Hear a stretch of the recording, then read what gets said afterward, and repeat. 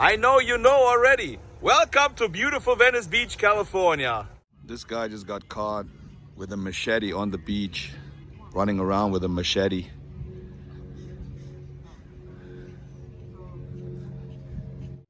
This lady is just passing out free food on the boardwalk here. And the guy with the yellow hat, he was the one, from what I heard, was attacked by the guy with the machete.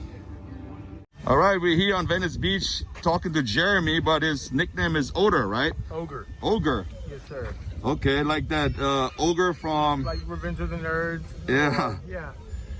Okay, what I see, the police is right here, and the guy had a machete on his hand. Do you know the story? What happened here? Yeah, the guy was cleaning his place up.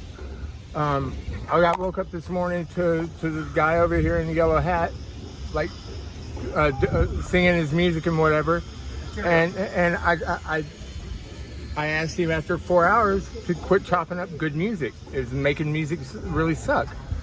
And he told me to go screw myself.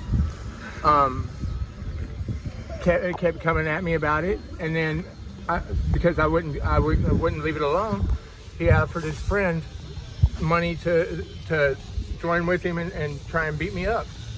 And my friend, who already had the knife on his wrist because he was cleaning his place up. That's a machete, though. It was a big machete, the one I saw. Cleaning his place up. Okay. Also, he's homeless too. He lives right here on the beach too. No, he's got a house. He was just cleaning up where he kicks it right now. Okay. You know, but he wasn't willing to let some other guy offer money. Pardon my language.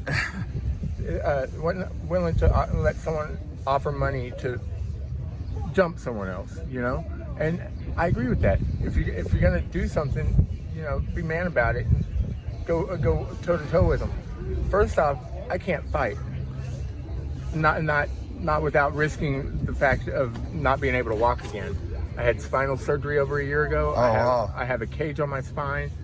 I have 2 9-inch rods with 2 flat bars, 4 screws, and about a 1/2-inch cube on the inside of my spine. You know, that just getting knocked onto my backside could literally make it to where I can't walk anymore. Yeah, you could have been paralyzed. Are you Irish, by the way? I see the ring you're wearing right there. That's like an Irish ring, right? Yeah, it's a collage. I wear it to remind me of my true calling, which is. And where are you from originally? I'm originally from Dallas. Dallas, and you came down here to Venice? I've been in Venice this time for 7 years, going on 8. I was out here back in the 90s. My best friend was murdered up here in Santa Monica. She was a 14-year-old girl, murdered by her 23-year-old boyfriend. Oh my goodness! And in the old Pink Flamingo Hotel up there. I left here back then without any intentions of coming back. I had moved up to Oregon for a while. What made you come to Venice? I had an addiction problem at one point. Well, everyone's got addiction problems, but I had a major issue with an addiction that was gonna kill me eventually, and my friends weren't willing to see me die, so they paid to get me out of Oregon, and unfortunately got me brought back into California. I stayed up in Northern California for about 3 years, and then came back down here, and I've been dealing with the ghost of my past and the remnants of what's going on ever since, you know. And are you living right here in this place? Or that's my tent. That's your tent right here? That's everything I own right there. That's everything you own? And which ain't very much. You know? I mean, personally, our forefathers fought for us to live how we see fit. I honestly don't believe that living in a shoebox is good for people. Yeah. I lived in an apartment for 3 years in Oregon, and when I got evicted from my apartment because of my stupidity, it took me over a year and a half to be able to talk to people like this without stuttering and stammering, and I had never had any issues with stuttering in my life. So it started changing me, turning me antisocial, and making me to where I couldn't be around people. And I'd much rather be immersed in something that I really don't like and be able to cope and deal with people than not, you know. I believe that if our creator wanted us to live in a shoebox, those shoeboxes would have been put here. Yeah, and right now the police don't really enforce anything on this side right here. I seen they cleaned up this area right here, right in front of the restaurant. You know what happened here? Or from what I understand, the restaurant had asked right in front of it to be cleaned up, and it was a lot trashier than this is even right now, and that was just a couple of weeks ago. Yeah, I just see that happen, so I'm wondering what happened. I move around quite a bit. Try not to stay in one area for too long, but I mean I try to stay on the beach because I have a connection to the water. Yeah, you're right here on the water, which is a really nice view you got here. It is a nice view, but that's not why I'm out here. I'm out here to help cleanse my own soul and to help keep me on the right path, you know. For whoever, whatever belief you have, whatever, I mean, more power to you. I see your place is pretty clean here compared to all the other people here. Well, like I said, I don't really own a whole lot. This guy is cleaning his place right here too. We try to keep up on it. Yeah, know? I mean, it looks much better than a couple weeks ago when I first came here. A lot of people left too. It looks like a whole bunch of people left Venice Beach. Well, you should have seen it about 3 months before, like right in the heart of this whole COVID thing. Right up here on Rose, right on the corner, right across from the Venice Ale House. Yeah. It looked like a group of people had literally had that entire corner built into like almost a trash hut. And I mean, I can understand the people that live indoors and stuff not wanting to see that. You know, to me that was a little excessive, and I think it took them way too long to get that one under control. But I think what it led up to is the cleaning up of in front of a waterfront, and you know it's gonna ruin what our forefathers had planned for this country. I mean, and can I ask you, how come you don't go to a shelter? They have like a shelter like 4 blocks down here. I don't mind being in shelters. My issue is, one, the shelter's full. But on top of that, I mean, it's not much different from living out here on the street. The biggest thing is that you're living indoors and you got to deal with a bunch of other people's attitudes and stuff. I'd rather just be able to go and walk off wherever I need to get away from people if I need to, than have to be indoors and then have to worry about losing a place, you know? I mean, a tent isn't much, but it's better than what I had.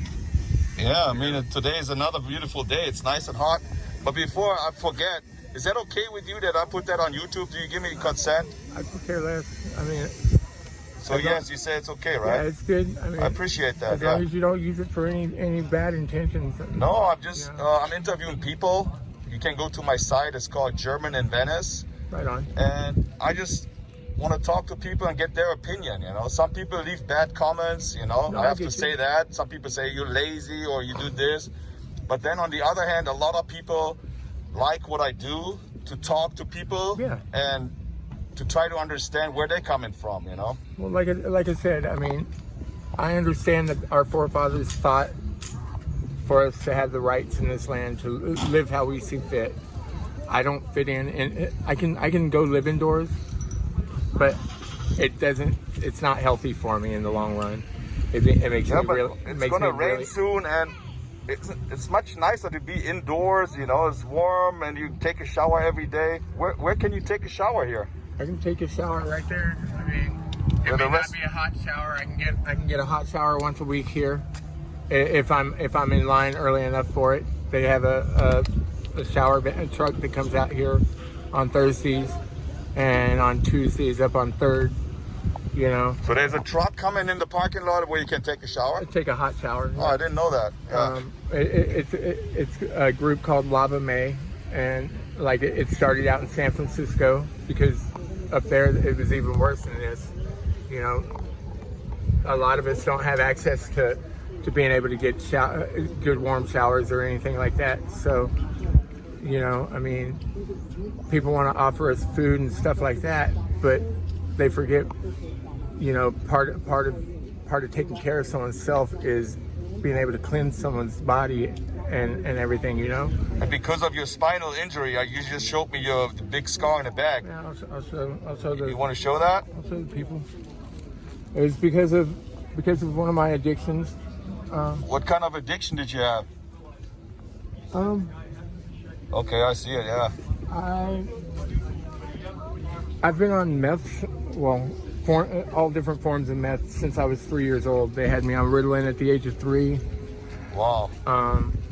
And it's led up to a lifelong, you know, use of it. And unfortunately, like. And do you remember the day when you became homeless? I can't say the first day of homelessness, but I was 17. You were 17? I'm 43.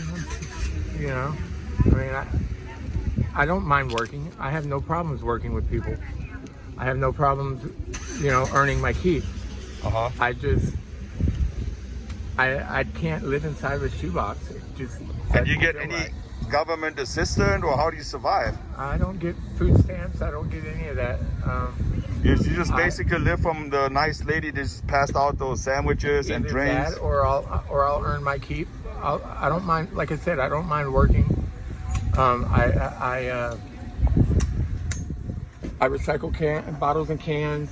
I take in glass bottles to like Creation or Irwin. They're like bottles that go back to like Strauss or whatever. You know, I try to earn my own keep, but I don't even really panhandle out here either. Okay. So I mean, I'd much rather earn my own keep than not. And these they have what's called ammorium going on, and what it is a blocking of being able to, of a landlord being able to kick people out or evict someone. You know, and it's been like this since the beginning of COVID, unfortunately. So when all this COVID stuff is done and over with, and they lift the ammorium, over half of our country could wind up on the streets, you know? And I mean, some people may want it that way. Others, I guarantee, are gonna be scared to death and not know how to deal with it, you know? Yeah. Honestly, if you've been respectful to the homeless and stuff like that, if you go up and ask them, maybe they'll be more willing to help people rather than have people sit there and, you know, be shunned away. I'd rather help someone and give them whatever knowledge I possibly can than have them experience life like I had. And I just wanted to ask you about violence. The violence here on Venice Beach. You see any increase in violence here because of the COVID situation and all the homeless people here? I myself, I keep to myself most of the time and try to keep out of people's way. But there's been a little bit of an increase, and I think a lot of it has to do with the fact that you've got some of the people that live indoors that really don't like the fact that we're out here. They think that we mar up their view that they pay for. What do you think about that? I mean, well, I mean, how can you own something you can't take with you? If anything owns anything, it's this planet owning us, not us owning the planet. I mean, we should take care of our mother instead of destroying it. You know. So for you don't feel any threat being out here? If it's my time to go and creator sees it's my time to go, it's my time to go. I don't fear death, but I don't welcome it either. I mean, it's an old friend that's just there to take me home. So, I mean, and it's taken me a long time to understand that. But also, a lot of homeless people need medication. Some of them need some medication and help. You can thank Ronald Reagan for that one in this state.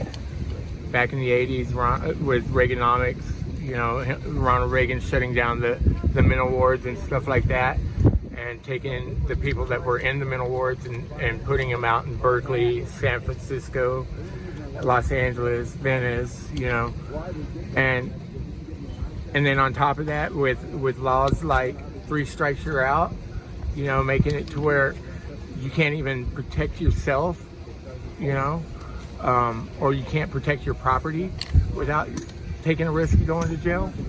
You know, someone steals my bike, I have to just accept it and either go buy a new one or do without. And if I go to like take care of my stuff, and someone takes it and I try to retaliate against them, I can get thrown in jail for it. I think that's BS.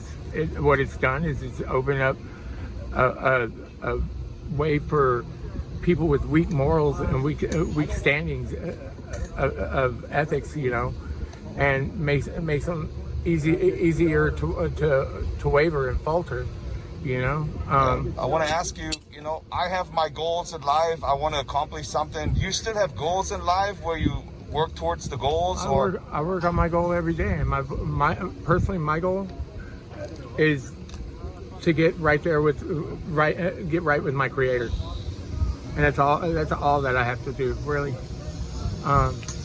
Whatever my Creator puts there for me in my way, whether it be good or bad, I have to accept it, you know, and figure out ways to deal and cope.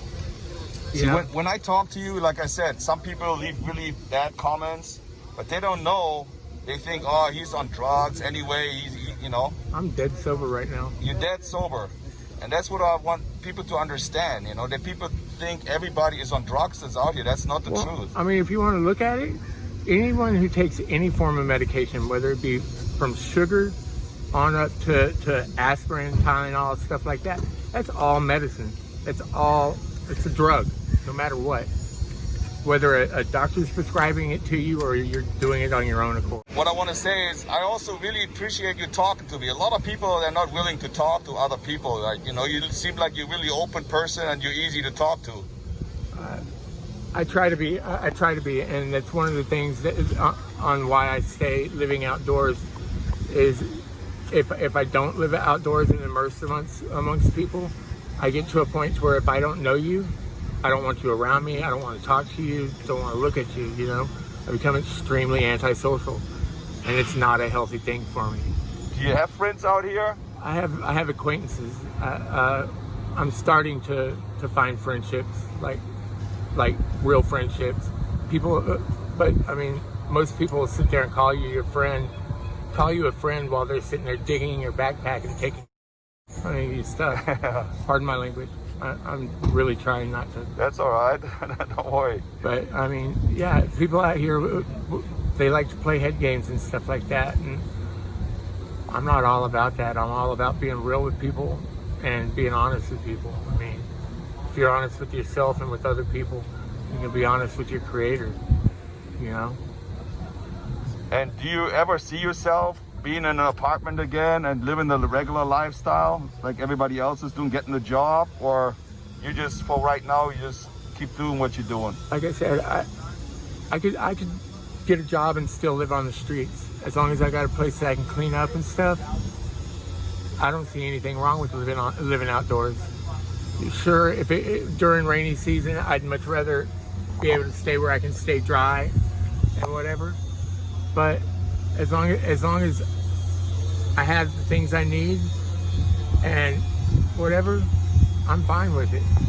You know, I wish I had more privacy. I wish people didn't keep their nose in my bum all the time, thinking that I'm trying to do stuff wrong when they follow me out here with cameras and stuff like that. You said something about people following you with cameras, so you don't really like being on camera right now, or? No, it's not that. I'd much rather have someone, like you asked me if you could do this video, but like when I'm out dumpster diving, looking for cans and stuff like that, and I try to keep clean. If I knock anything out of the trash, I try to put it right back in the trash and pick up whatever extra is around, you know.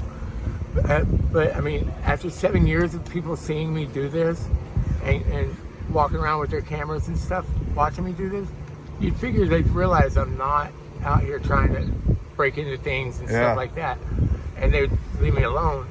But no, it seems like they think that it's a front. If I was going to break into your stuff, I'd have already done it. Yeah. I'd much rather ask you for help than sit there and take from you. Well, Olga, I really appreciate you talking to us, and I hope even one person helps your video on YouTube. That's a great success, I think, even though a lot of people give bad comments.